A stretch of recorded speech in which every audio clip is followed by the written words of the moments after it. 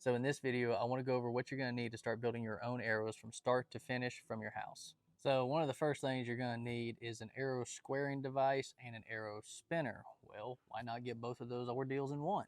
So this is the October Mountain Arrow Spinner Square. I really don't actually know what the exact name is, but if you go to their website, this is what it looks like. Kind of hard to miss.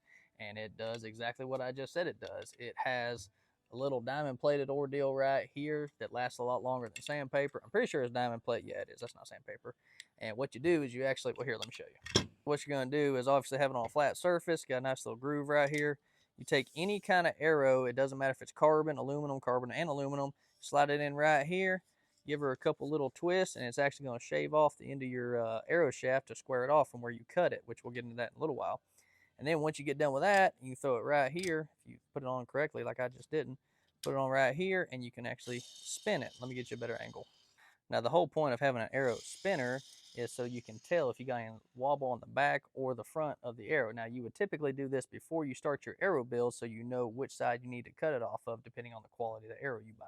Now, I will say that there are cheaper arrow spinners on the market than this one. I guarantee it. I'll be honest with you, I'm really not 100% sure how much this one cost. I can't remember, but I do know there are a few less expensive options because you can tell just from looking at the quality. And yes, those will work. They do not typically come with the squaring device already installed. And they're also a little wobbly, which kind of defeats the purpose of having an arrow spinner because you don't want it to wobble. You want it to show the wobble in the arrow if there is any. The two fletching jigs I always recommend are either going to be the Bitzenberger, and it's Bitzenberger, not Blitzenberger, or the October Mountain Phoenix, which is new and kind of hard to get a hold of right now. So if you're impatient and don't want to wait on this jig, just go ahead and get a Bits. If you're, like I said, this is for your do-it-at-home guys, that one will work just fine. Another really good one is the Last Chance archery jig. The only problem with it that I've seen in the past, and the reason why I don't use it, is because the way it's designed is it doesn't really work well for tack vanes. If you're unfamiliar with tack vanes, they're super stiff. They're great for cutting through wind, and we use them majority of the time, which is why we don't use a Last Chance. But if you're not going to use that particular vane brand, then I would also recommend the Last Chance. Take a look at it as well. Now, with either one of these jigs, you do have the option to buy a left, right, or straight clamp, depending on how you want to fletch it. That's something you're gonna have to figure out on your own. You know, does your bow naturally sling an arrow to the left, to the right? So that's something you're gonna have to figure out on your own. We can actually go into details on that on another video, how to figure that out. But for right now, just kind of narrow it down. And once again, once you buy the jig and whatever clamp it comes with, if it ends up not being the clamp that you need, they're typically less than 80 bucks, if that. Actually, no, I think they're like 50 bucks, but I could be incorrect. Don't quote me. But basically, get the jig. You can get the clamps later if you don't get the right one to start with.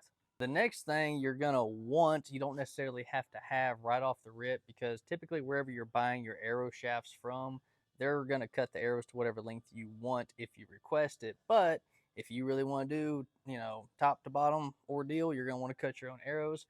I am gonna highly recommend this mod saw. This is kind of a newer product. I did a review of it, review on it on my TikTok not long ago, and it impressed me a lot. And for the price point, there's really not another saw on the market that touches it. I can guarantee it. The next thing you're gonna need is something to clean the arrow shafts with. I usually use acetone. I buy it by the bucket, obviously, from Home Depot.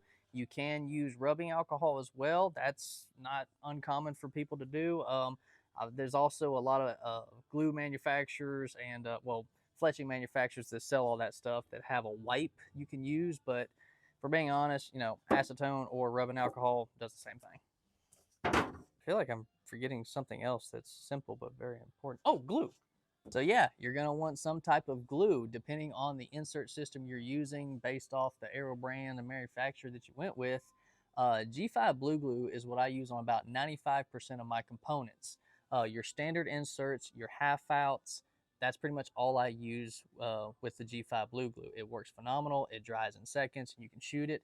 If you're going to go with the hit style from the Easton FMJ 5mm or any other 5mm actually, you will have to use their epoxy, or if you want to use your own two-part epoxy, you can do that as well. But overall, the G5 Blue Glue is my go-to. It's what Super Glue wishes it was. If you get it on your fingers, go ahead and kiss your fingerprints goodbye, because you're going to shave them off with a razor blade.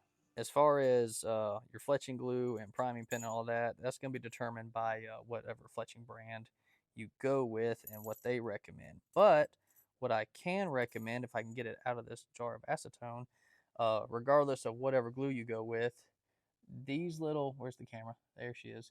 These little metal tips right here, I think they're $6 for a 2-pack on a Lancaster. I use these every single day. Anytime you're applying fletching glue to the fletching with just the plastic tip, 9 times out of 10, you're going to have buildup. You're going to have to carve it off with a razor blade, and you're eventually going to start messing up the tip. The nice thing about those is once you cut the tip off, screw it on into the plastic, it makes its own threads. You can wipe it off, carve it off, and then when you're done, just throw it in a jar of acetone overnight, swirl it around a little bit. You're good to use it the next day or whenever you're going to come back and use it again. Let's see if I'm forgetting anything. Fletching jigs, square, spinner, saw, glues, acetone, tips. That's really about it as far as building your own arrows in general, whether it be from a pro shop standpoint or from your house. It really doesn't matter. That's literally all the different items you would need. Now, of course, take whatever I say with a grain of salt. If you see something out there you think might be a little bit better, give it a shot. Ain't gonna hurt my feelings. I'm making this video for you. But I can swear by literally every product that I've shown you in this video, it works. And if you ever come to my shop, you'll probably see me using it.